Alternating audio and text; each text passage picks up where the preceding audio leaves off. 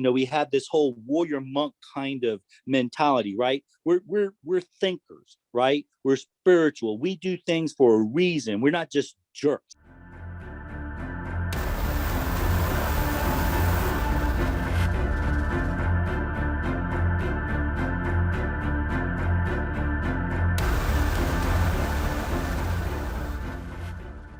All right, Matt Patrick Kelly here. Welcome to the Knight's Path podcast, the modern day Knight's Path for me to become the most badass male version of myself, physically, mentally, spiritually, through the martial way of firearms, empty hands, and weapons other than firearms, all in the hopes to provide products and services that benefit humanity. My guest today, he is a fellow warrior monk and fan of all things stoic. Michael White and I are walking the same parallel path to the top of the mountain of enlightenment.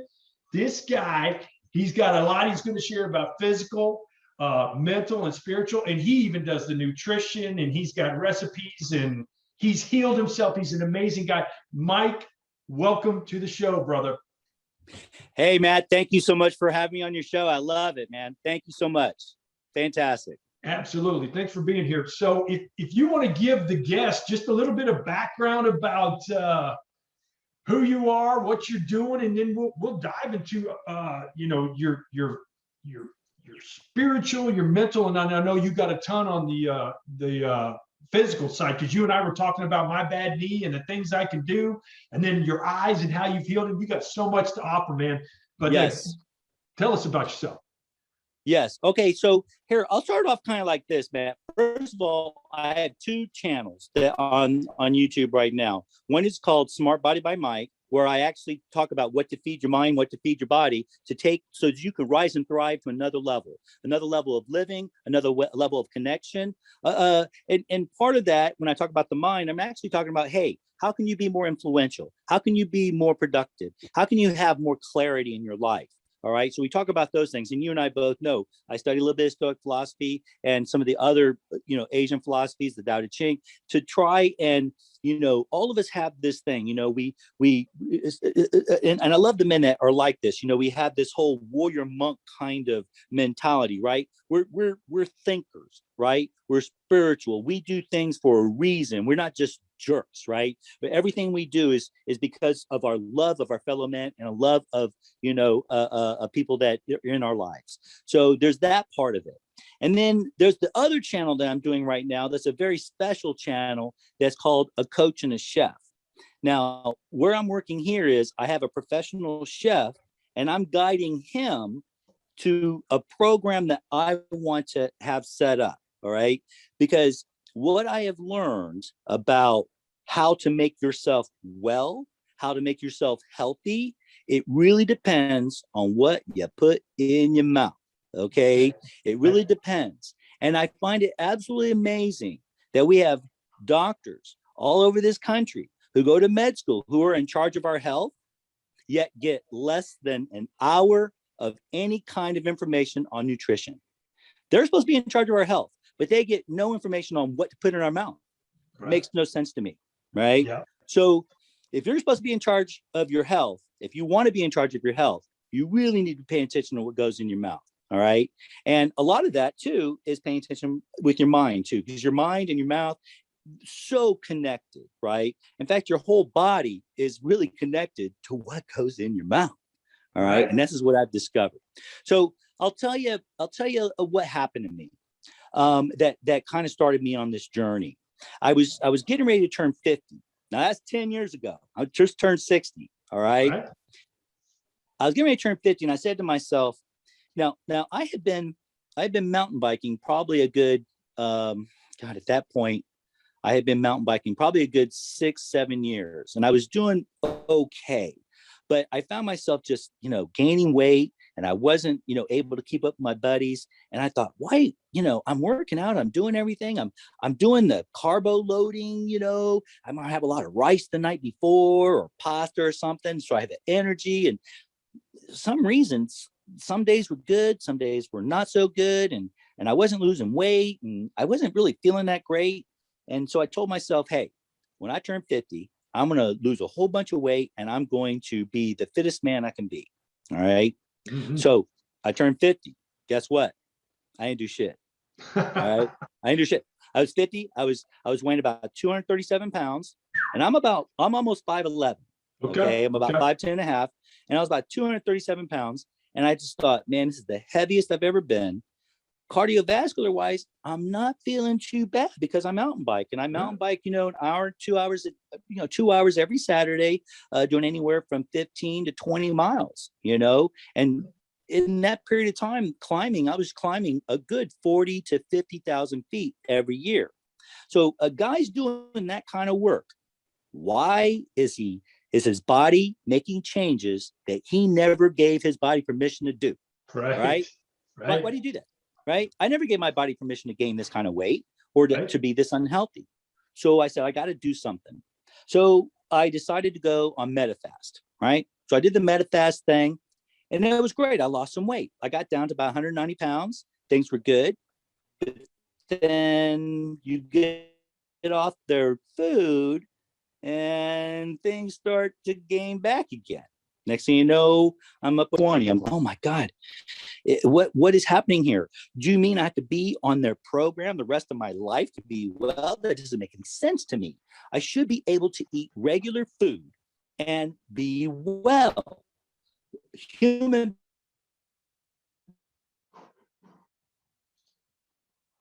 beings have been doing it for thousands. So I was trying to figure it out. What can I do? What can I do? Meanwhile, health-wise, I was having issues with high blood pressure.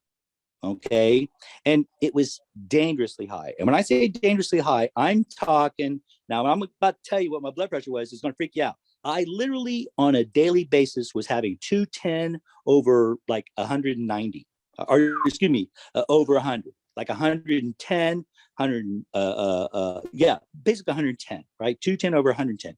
And I had doctors tell me, Michael, if you were having surgery today, I would cancel you until that blood pressure was under control. Wow. And so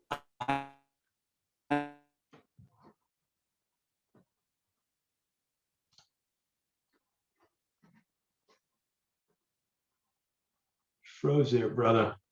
I knew I needed to do some research. Like, what can I do? What can help me with my blood pressure? Now, blood pressure, and I hated it. I absolutely hated the drugs they were giving me, because you have to remember, I'm an endurance type athlete, right? Mm-hmm.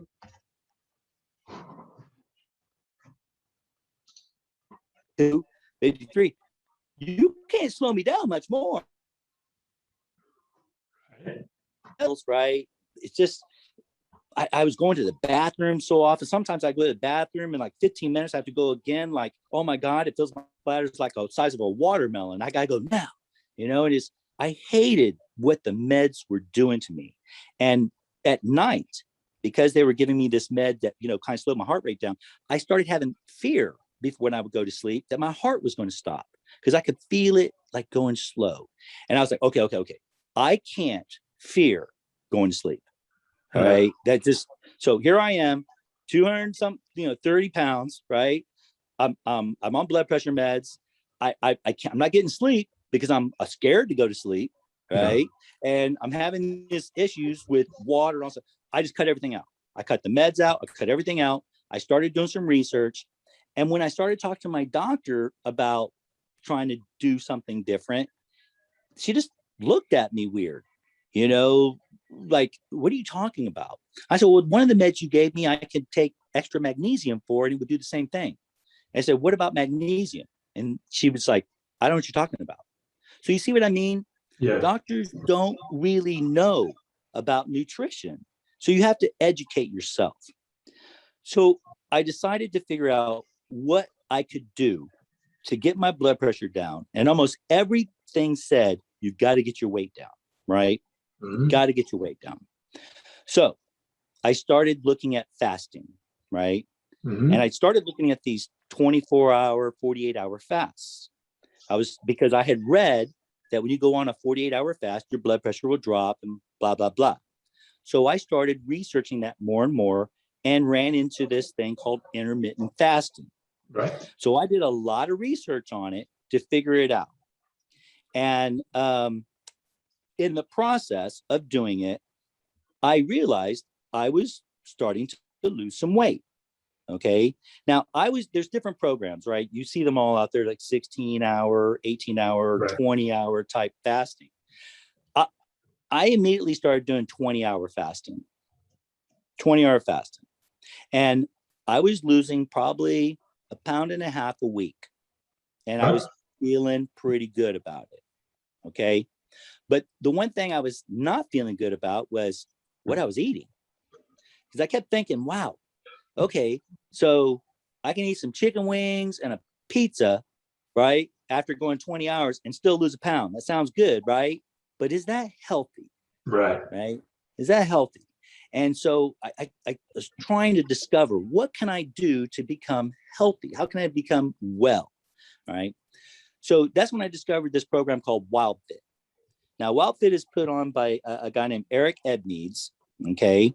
And the program worked so well for me, Matt, that I ended up dropping down to about 185 pounds, I believe. Yeah, I got to 185 pounds on the program. So I went from like 237 to 185 pounds, and I was staying there, right? Nice. I was absolutely staying there. And my blood pressure dropped dramatically. I went from that 210 to 110 down to like 174 over like 78, right? So without being on meds. Now, I get my vision checked all the time because I used to work for an ophthalmologist. I worked for this famous ophthalmologist for about 15 years. So I know the eyes are the window to your health because it's the only place in the whole body where you can watch the circulatory system actually working. Because we can look at the blood vessels and we can see blood cells going through the blood vessels, right? So a doctor, an ophthalmologist, a really trained ophthalmologist can look in your eyes and say, hey, you got high blood pressure, or hey, I can see cholesterol, or hey, I see kidney problems, or I see a thyroid problem. They can actually look in your eyes and notice what is going on. Wow, right? I never knew that. Yes. So I had asked my docs, hey, is my high blood pressure affecting my eyes? And what will happen is the vessels that normally curlicule around, because of high blood pressure, they'll straighten out.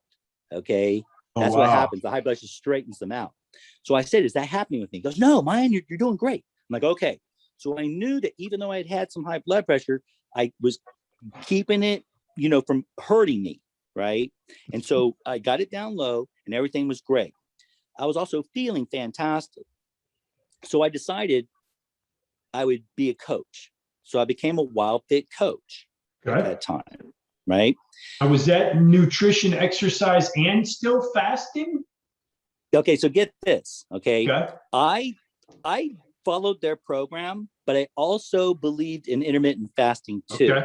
Now, on Wild Fit, they don't talk about that. So what I've done is I've actually modified their program because there are certain things Eric Ebneeds says and does that I actually disagree with. And I feel that, we can't have certain things in our diet that he kind of has an issue with. And I'll give you an example, fermented foods. He doesn't believe humans should be eating fermented foods. And I go, I don't think so, dude. I think fermented foods have been around for so long that the human body actually can digest fermented foods, and fermented foods provide probiotics for the body and help with digestion. So, and coming from a nursing background, I question that part of it. And again, he didn't talk about the intermittent fasting. So I've kind of modified his program a little bit to suit me. Right. So, but here's what happened, and this is actually kind of funny. And this is where we get back to my eyes again. Yeah. Because what happened was this. I had also done some study about age reversal and fasting, and how people who live a long period of time actually don't eat as much as normal people do, right? And so I started thinking along those lines a little bit more. Well, what happened was my vision started going. It got to the point where I was taking my glasses off. My glasses were terrible. They weren't working. And I was constantly taking them off. I was getting frustrated. And I thought, oh my God, I've got cataracts. I'm getting ready to turn 60. I told you, I worked in the eye business for 15 years with a world famous eye doctor, right? And I thought, and that's what we did, cataract surgery. And I thought, I'm getting cataracts. I knew it. My vision's going. It's about that time. I need to go to the doctor and find out what's going on. So I go to the doctor, and obviously says, hey, I have this prescription you have. It's no good. We have to do a full exam. So they put me in front of all the machines, right? You go in, they put you in this machine, they blow a puff of air to your eye to check the blood pressure, check pressure eye, right? And then they do this other thing to check your stereo vision or how your eyes working, right? So they say, hey, do you see this animal clear, right? That kind of thing. Then they get to this last machine. And as soon as I see it, I know exactly what it is. It's one of these corneal topography machines, and they're trying to map me for LASIK surgery, right? So I'm like, okay, I'll do it. I'll go do the machine.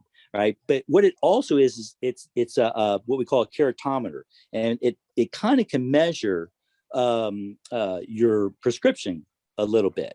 Okay. And so that's what the girl did. Right. When the test was done, she looked at me and says, Mr. White, can you just sit here for a minute? I'll be right back. I need to go run up front. So she runs up front. She comes back, a couple minutes later. And she goes, okay, Mr. White, come here. I'm going to take you into the exam room here. I'm going to introduce you to your ophthalmologist. Oh, here he is right here.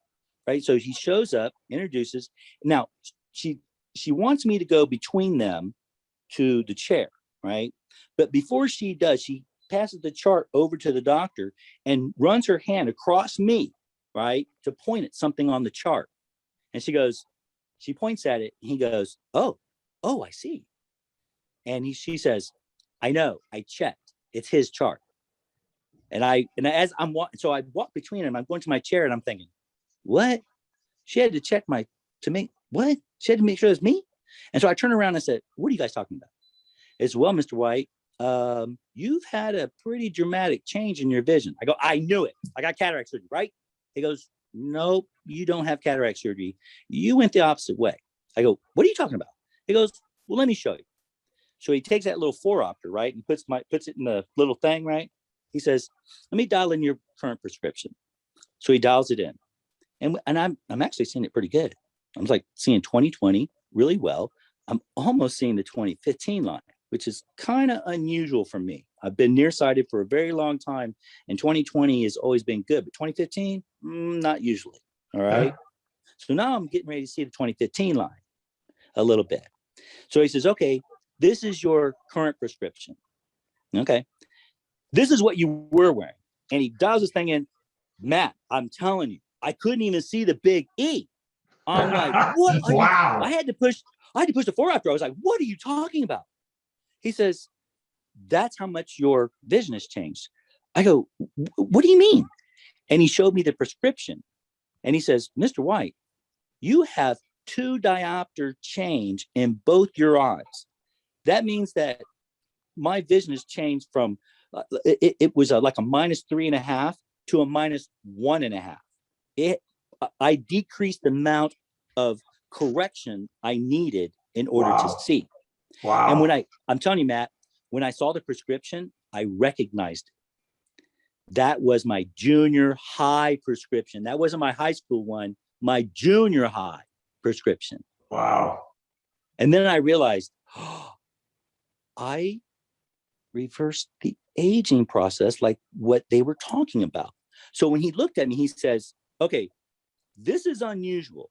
This never happens. Now, I've read that this could happen. Right. And he said to me, what are you doing?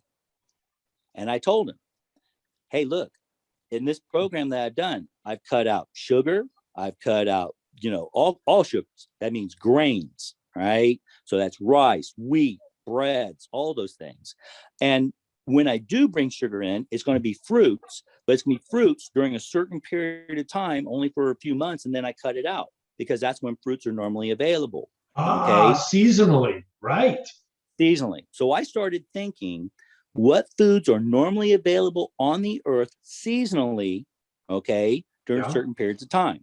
Yeah. So let me ask you, when we harvest wheat, when do we harvest it? In the fall, right?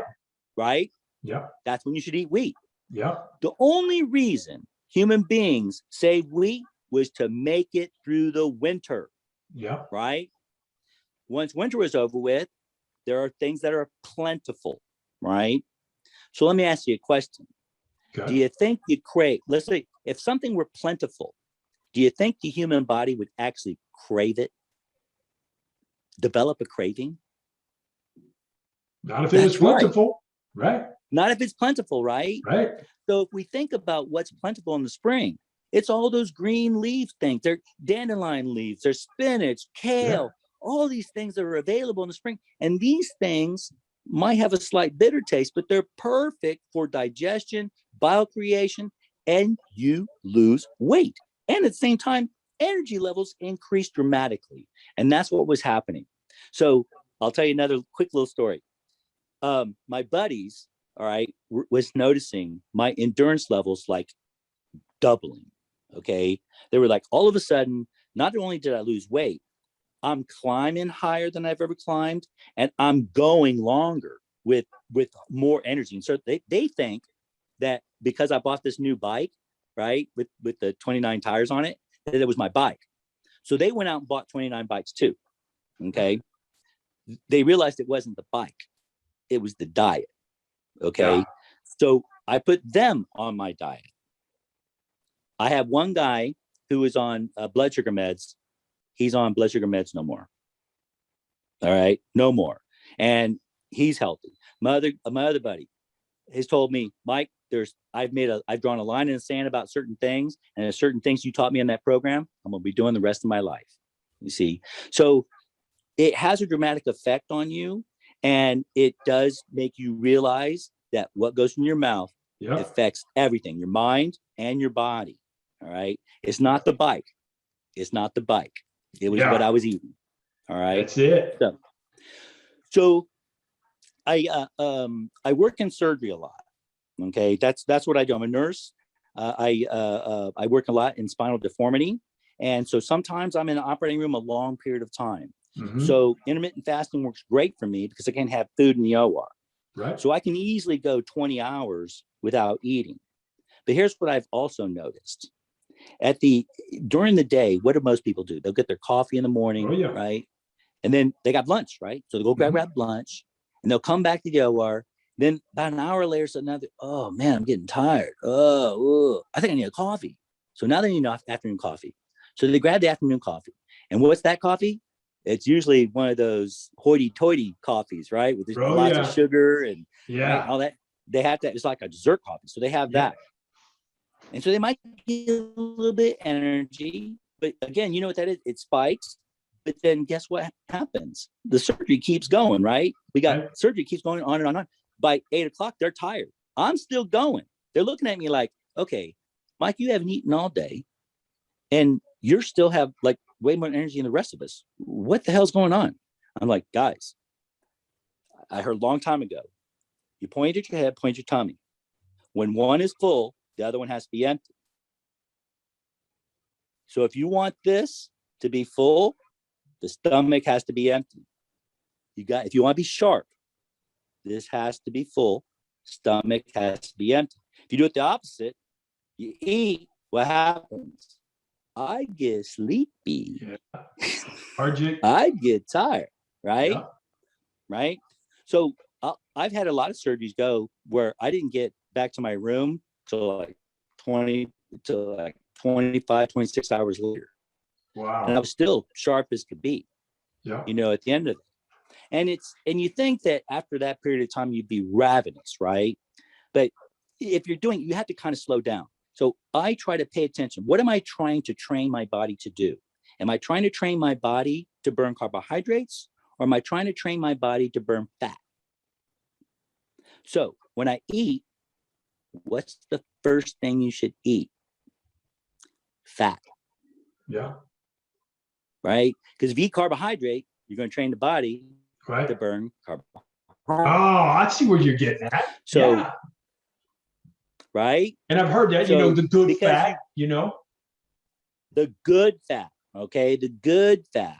And there are things about fat that people need to understand. Like, I think a long time ago, remember that South Beach diet? Remember that diet a long time ago? Right? Oh, yeah. And they said, oh, hey, eat all the meat you want. Hey, eat that bacon, man. You can have that bacon. That bacon fat is all good for you, right? And people lost weight on that program. I'm going to tell you, it was not a bad program in that regard. The problem is is that when they went to get their blood work later, their cholesterol levels were off the chart. Right. Okay. To me, cooked fat is where that comes from. All right. Yeah. And I usually advocate lean meats, if you're going to eat lean meats, to limit the amount of animal fat you're getting, but also too, you need to have fats that aren't cooked in your diet. That would be things like olive oil, Okay. black cumin oil, avocado oil, sesame oils.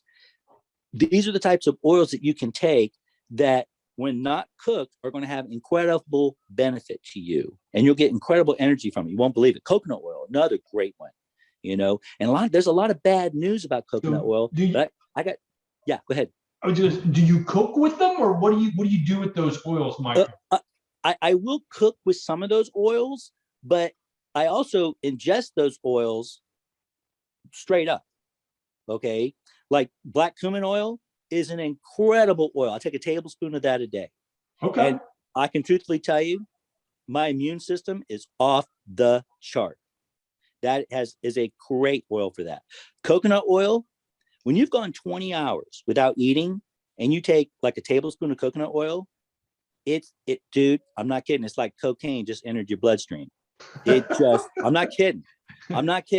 Get ready for it. It's a surge. You'll feel the surge like, oh, what is this? What people don't understand is that the body burns fat extremely efficiently, and fat does provide twice the amount of energy of carbohydrates. So you need less of it to ingest than you do carbohydrates. Yeah. Okay. So, and this trains your body to, well, I know with the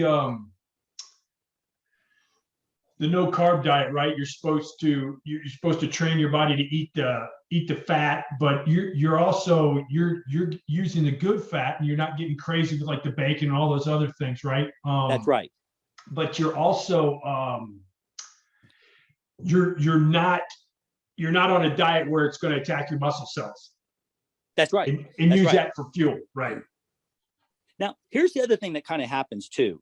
When you're losing weight, and especially because a lot of in our body, we have a lot of inflammation, and we don't realize that it's inflammation because we look normal, right? We have a normal looking face. It doesn't look thinned out, right? It looks normal. Believe it or not, you're inflamed. Okay. You have inflammation. When you get on a diet that actually eliminates a lot of that, your face thins out. Notice how my face is kind of thinned out. If I show you an old picture of me and you see now, my face is really thinned out. People are like, wow, you look so much younger. Like, what are you doing? And it's like, I've gotten rid of everything that gives me inflammation. Okay. And I can talk more about the Wild Fit diet. Like I said, there's certain things about diets that people have that I just find, for instance, dairy. Okay. All right. I've eliminated all dairy in my diet. You know why, Matt? Why? Because cow's milk is designed to get a calf to grow 1,000 pounds in a year. Yeah. Okay. Yeah. Okay. Hey, wait a minute. People say, yeah, but I'm serious. A cow is 1,000 pounds, dude. Why would I drink milk from an animal that weighs 10 times more than me? Right. Hey, why don't we just get a blue whale and milk a blue whale, right? You can take a blue whale's milk, right? Think about how many cows we could eliminate if we milked one blue whale, right? Right. Do you think that milk is good for us? I wouldn't drink it. Yeah. Well, you say we wouldn't drink it, but what if we were trained to do it? See, we've been trained to drink dairy milk. Yeah. Yeah. Right. We've been trained to do it. They say, oh, it's good. This is where we get our calcium. No, we don't. We can't digest that calcium, and we can't deal with that protein either. Also, think about the concentration of hormones that are designed to get that calf to grow 1,000 pounds. Yeah. Right? No way.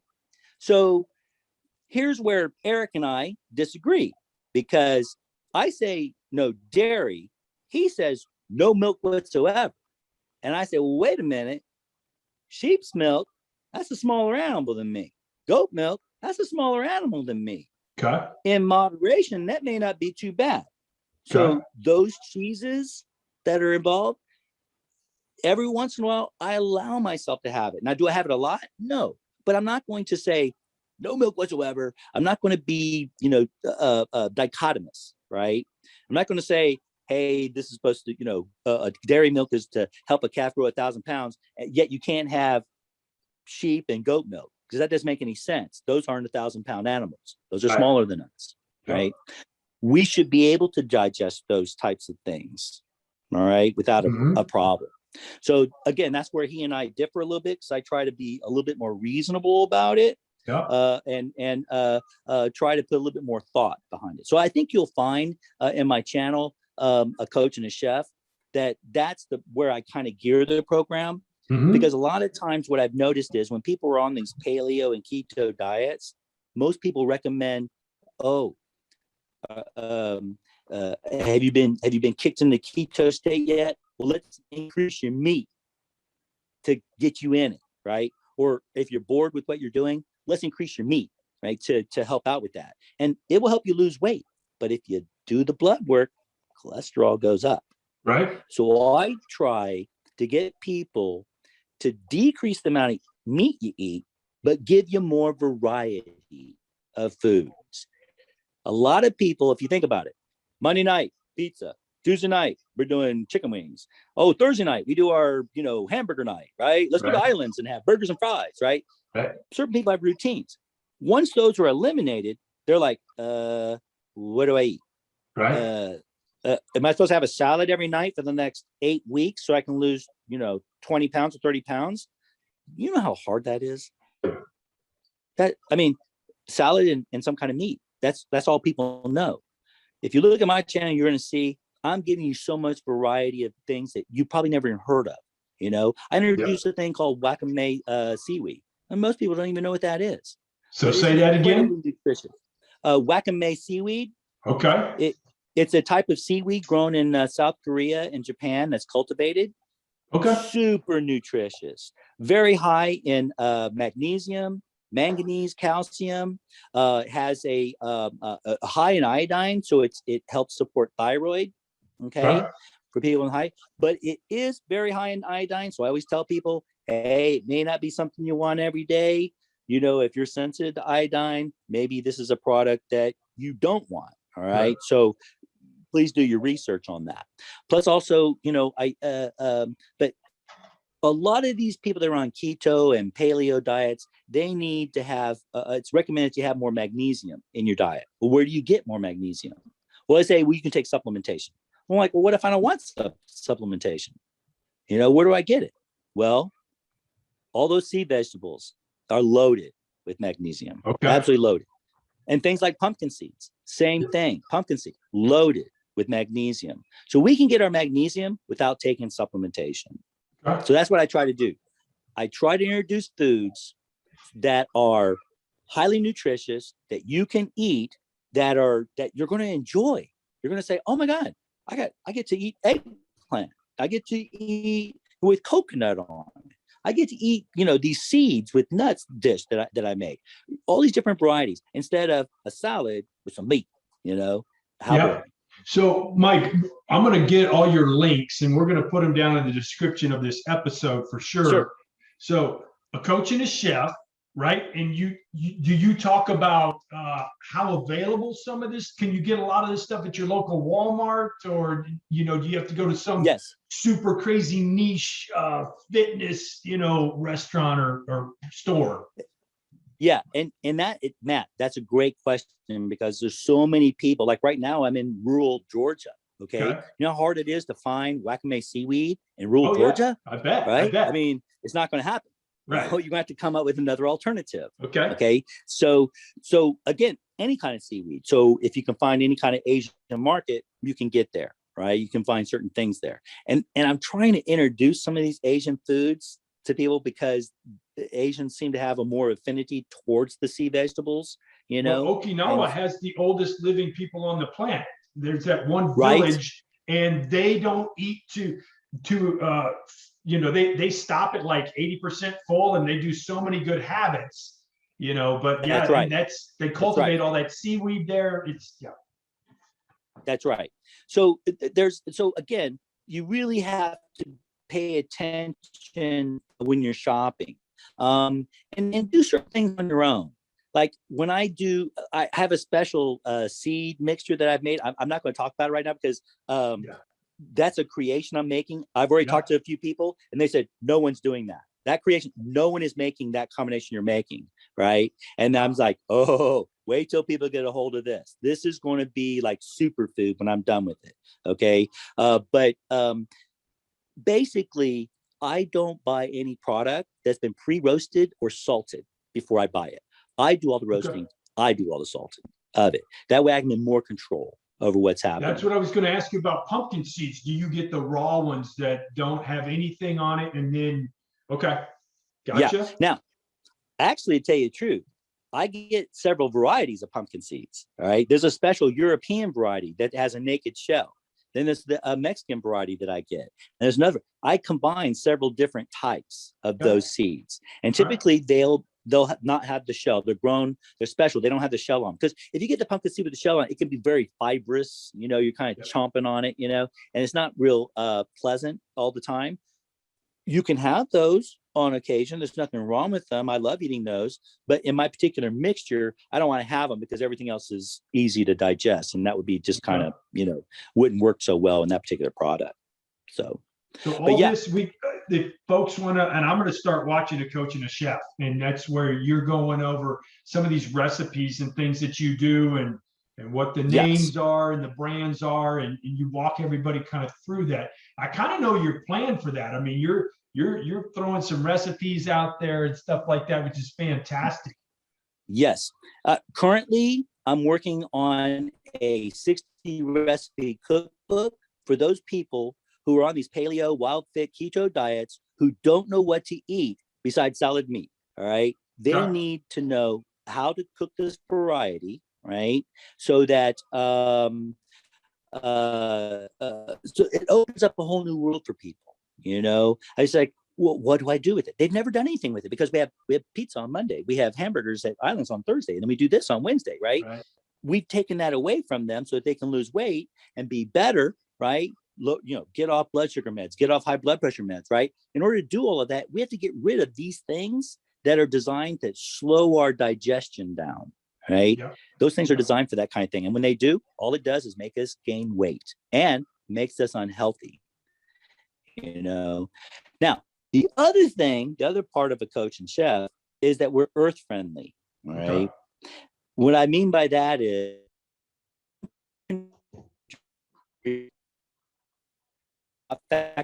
it's wasted food. Did you know that? No, can you say that again, Mike? You're kind of freezing up, bro. Is not automobiles and factories. It's wasted food. That's the number one contributor. Did you hear that? No, so you cut out a little bit. So I'm sorry. Well, like I said, I'm in rural Georgia, so that's all right. I know that my Wi-Fi is not working real well. But like I said, number one contributor to greenhouse gases is wasted food. Okay, gotcha.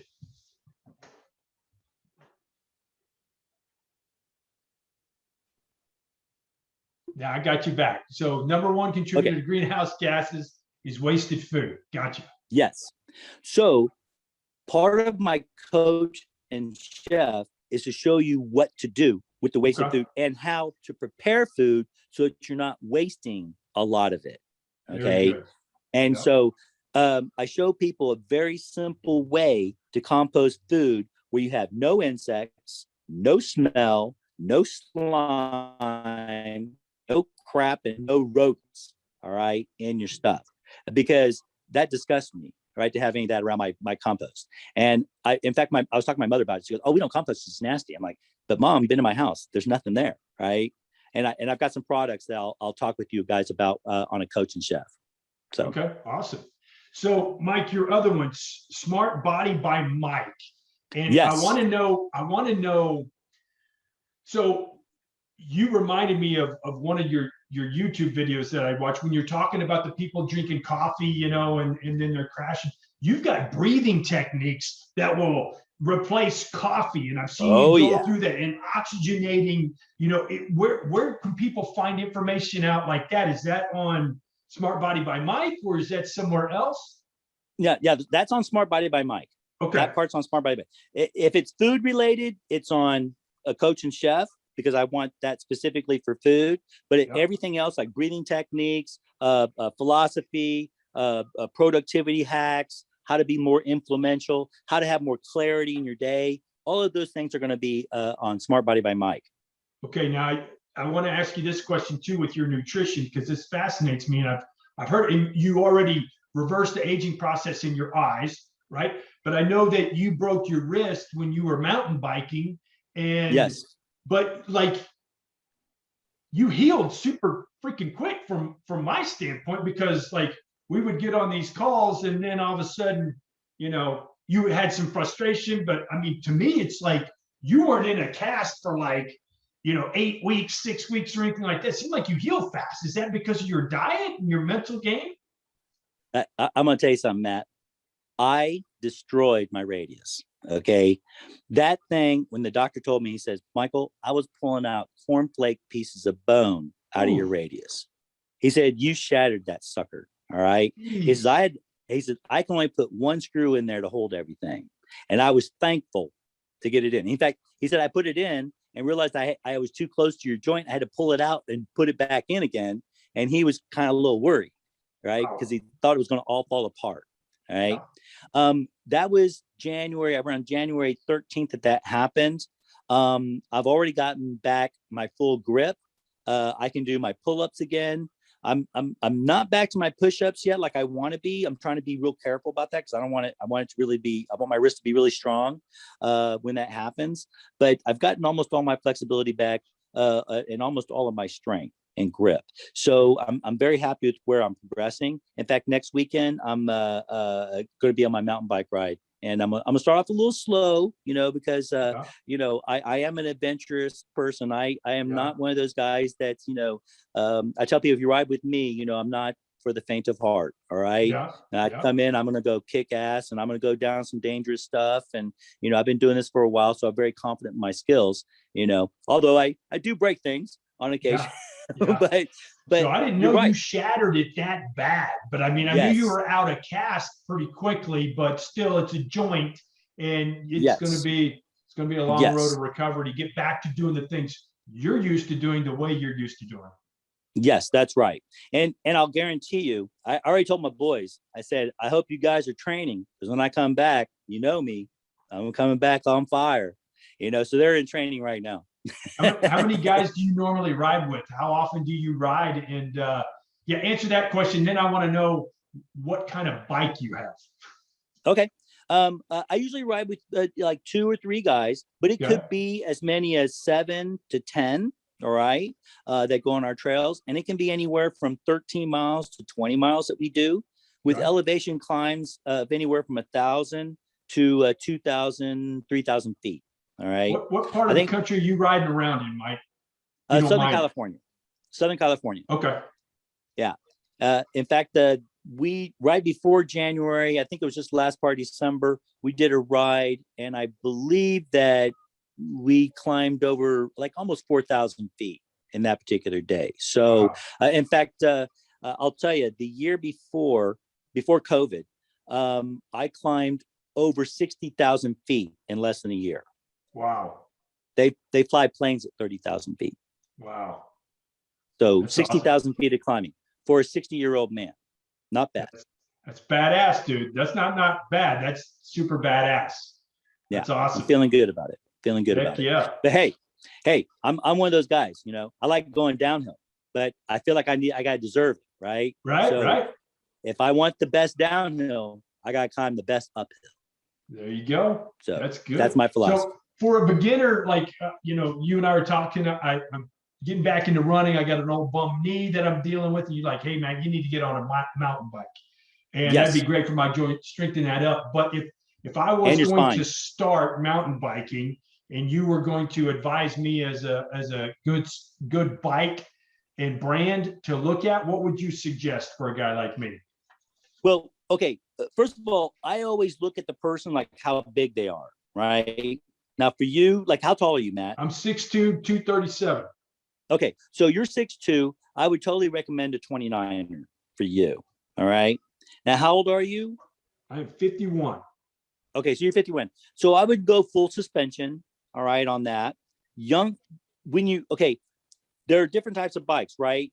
On a mountain bike, you've got the front fork, right? And then you've got the rear shock. Okay. Some bikes are a hardtail, which means there's Yep. no rear shock. Yep. That's for the younger guys, Right. right? Those are the guys that have great knees because that's where their shock absorber is happening. It's in their knees and their quads and stuff. You and I, we can't do that anymore. All right. That's too much jarring on our knees and our spines. Okay. So I always suggest a full suspension. It'll be a much more pleasant ride for you. Right. But you are going to give up something because for that suspension, you don't have the ratio of power to wheel that you do in a hardtail. Right. Because when I did road biking, I could get out of the saddle and know that every stroke I gave, I was putting power to the rear tire. Right. In mountain biking, the shock takes some of that away. Okay. And so it can be kind of frustrating. But one of the great things I love about my mountain biking over road biking is that on a road bike, you can kind of drone out. You can drone out and not think. You go, oh, you're riding and they're like, oh, look, I'm here already. Right. You ride 15 minutes. And road biking gives you a lot of momentum. On a mountain bike, every rock is stopping your momentum. Every hole you hit is stopping your momentum. You can't, I can't even tell you. I'm like looking at this hill. I'm like, okay, let me see if I can get pedaled up and get going. What's at the bottom of every hill? A bunch of sand. So I hit that sand first, slows me down. And now it's like I'm starting all from scratch to climb that damn thing. Right. Yeah. That's what I love about mountain biking. I have to pay attention. I have to look. If I'm not paying attention to what I'm doing, I'm going to eat shit. Yeah. You know, a road bike, you can think about, oh, what did I have for lunch? Oh, what am I doing tomorrow? Oh gosh, that guy I met the other day. I can't stand that son of a bitch. Right. I mean, you start your mind. Yeah. Right? You got to worry about cars too. Cars, right? Yeah. On a mountain bike, I have to pay attention. Where's the trail?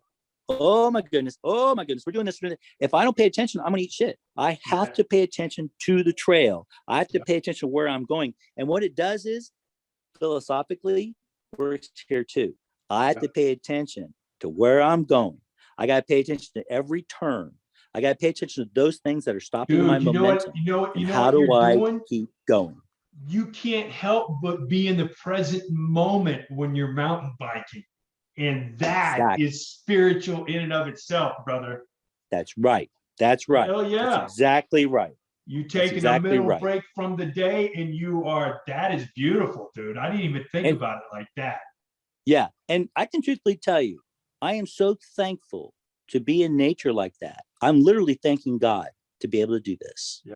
And you're right. That is my spiritual. I am incredibly present. You know, I remember one time, and this is a story I heard a long time ago. There was a runner who used to run by his church all the time. And his church members used to say, hey, how come you don't come to church on Sundays anymore? He says, I see more of God on the road running than I do in that church. Yeah. And I remember, for some reason, that stuck in my head so much. I was like, oh. And now when I mountain bike, I get it. I totally get it. I do feel like I'm more in touch with my spiritual side, more in touch with my God when I'm out there.